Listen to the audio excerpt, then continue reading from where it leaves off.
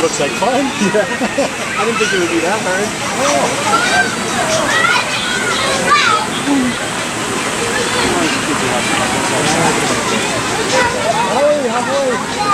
Oh my God. Let us back. Your screen comes. You gotta go. Alright, you can get up there.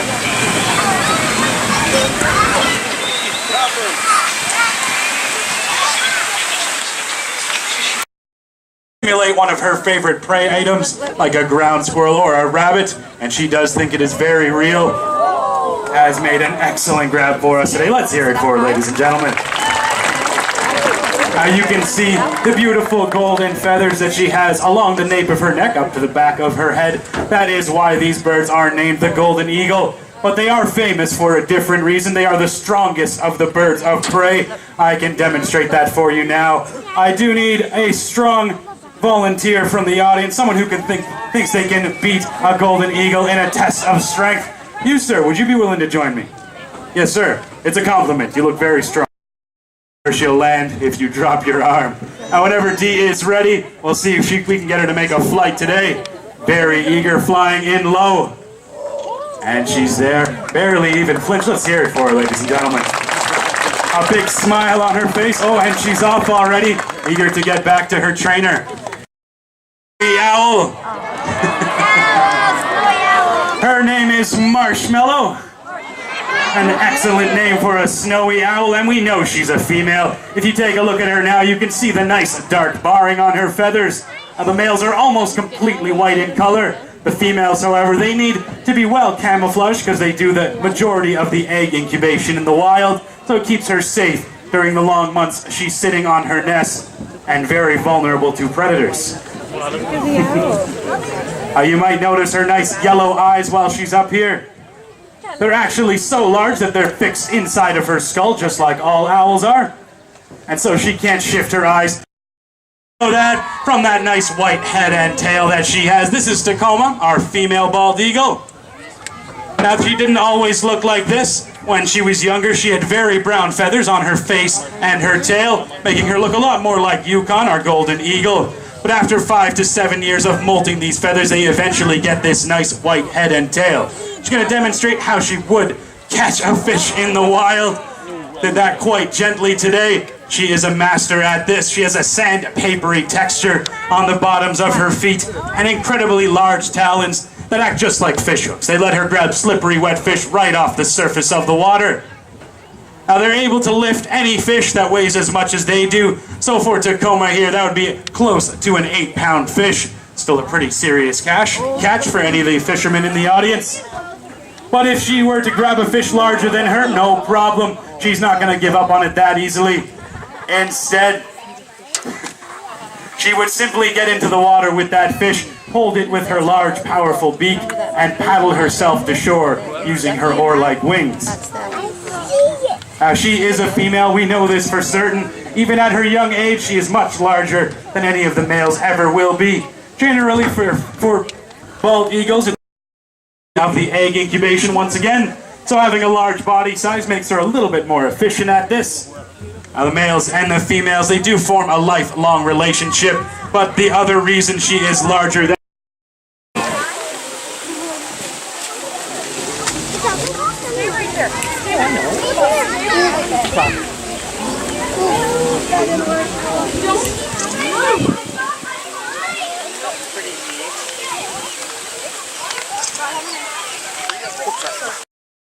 As you can see, they're completely black from head to toe. They have long muscular arms and no tail. And both the males and females possess a throat sac, which can be inflated to the size of their head. It's used to produce a loud, booming territorial display. They're generally found in groups consisting of a monogamous pair and their offspring. Here we have Simon and Diana, and their 2 sons, Harry and Hugo. Oh my gosh! Oh.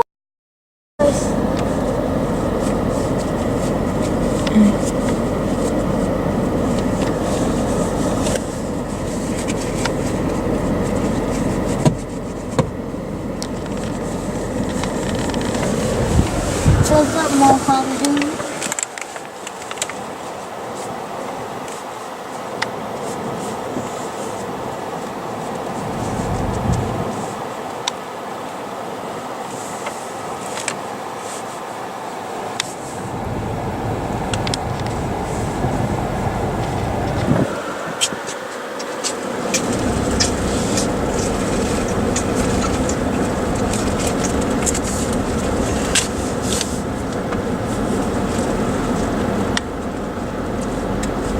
Look at those tiny birds there.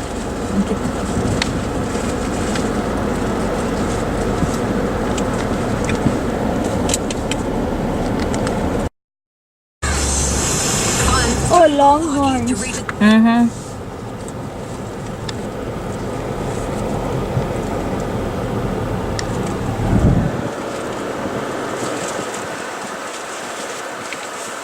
Llamas. Oh. Look at this one.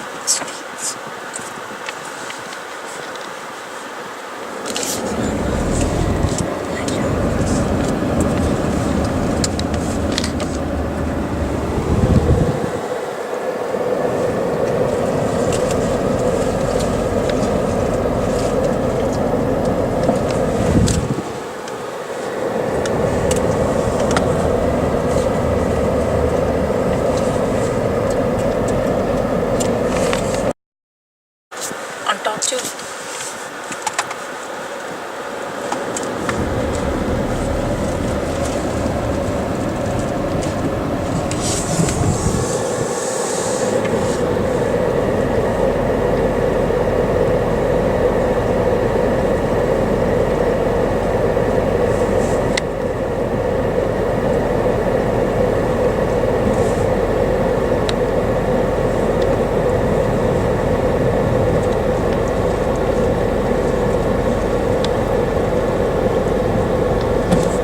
There's one under here.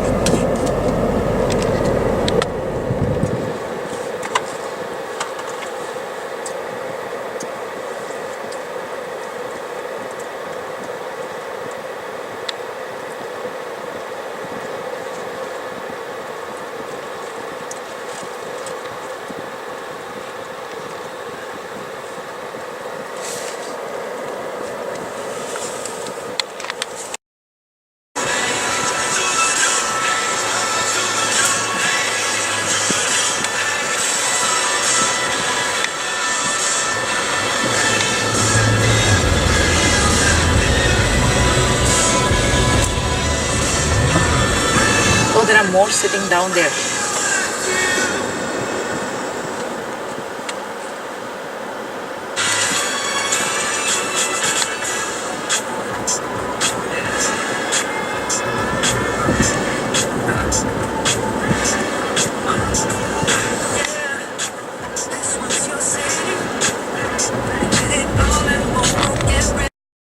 Get scared if it comes here, okay?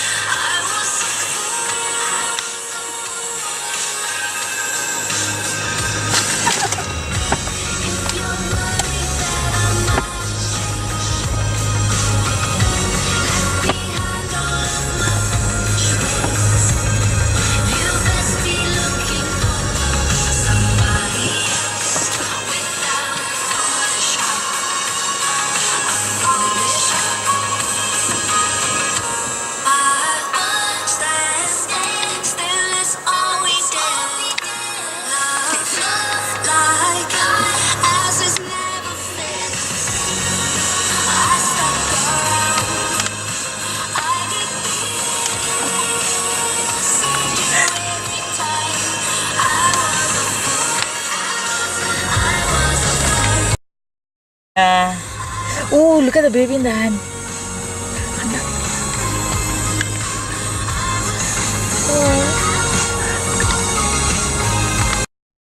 Of course, course, Mr. D has your top 8 at 8 as well. See how the requests progress.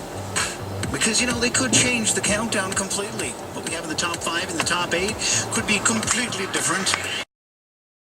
This Friday, July 26th at Cowan Park, Hope for Cheryl will be taking place to raise money for Cheryl Block's fight against cancer. The evening kicks off at 8 p.m. and will include dancing and great prizes. Admission is $10. The Heart FM Community Corner.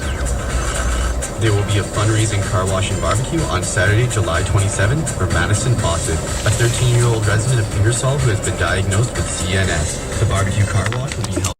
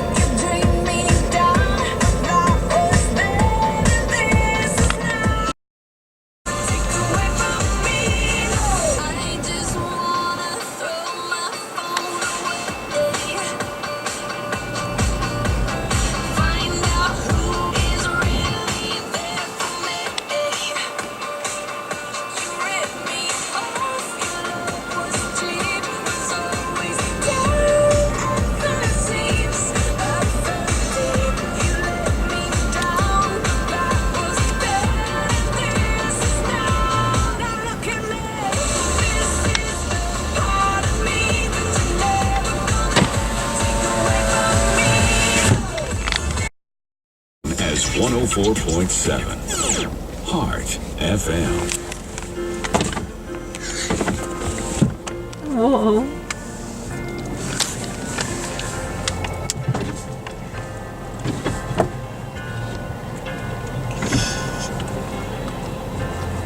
Didn't they always say we were the lucky ones? But luck will leave you, 'cause it is a faithless friend. And in the end, when life has got you down, you've got someone here that you can wrap your arms around. So hold on. I'm not going to feed it. Why? You scared? Hold on to me tonight.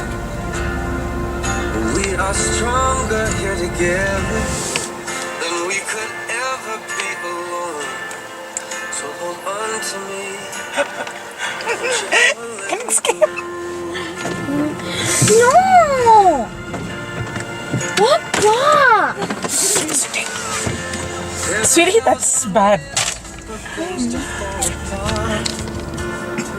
But it's no one's fault. No, it's not our fault. No. Maybe all the plans we made might not work out. But I have no doubt, even though it's hard to see. What is it eating? I've got faith in us, and I believe in you and me. So hold on to me tight. Hold on, I promise it'll be alright. 'Cause it's you.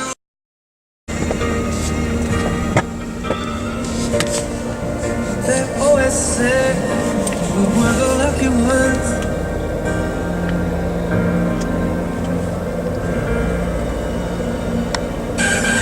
Most listened to, most trusted. This is Heart FM News. It's 4 o'clock. I'm Adam Knapp. A thunderstorm watch is in effect for our...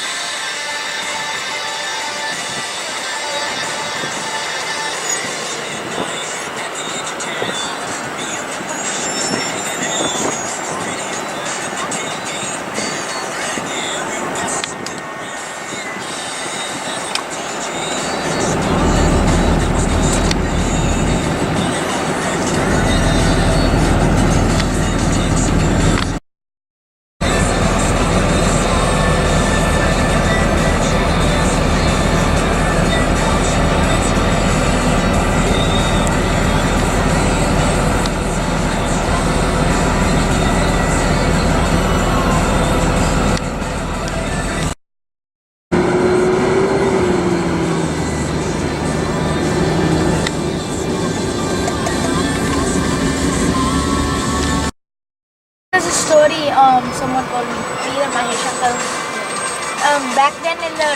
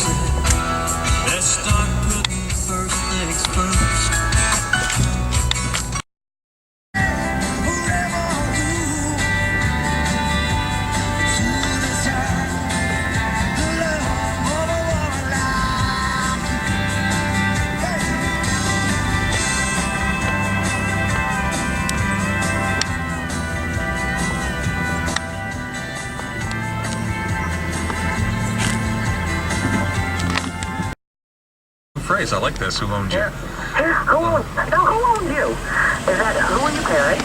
Where were you born? Where do you live? Or where do you work? I'm going to say, where were you born?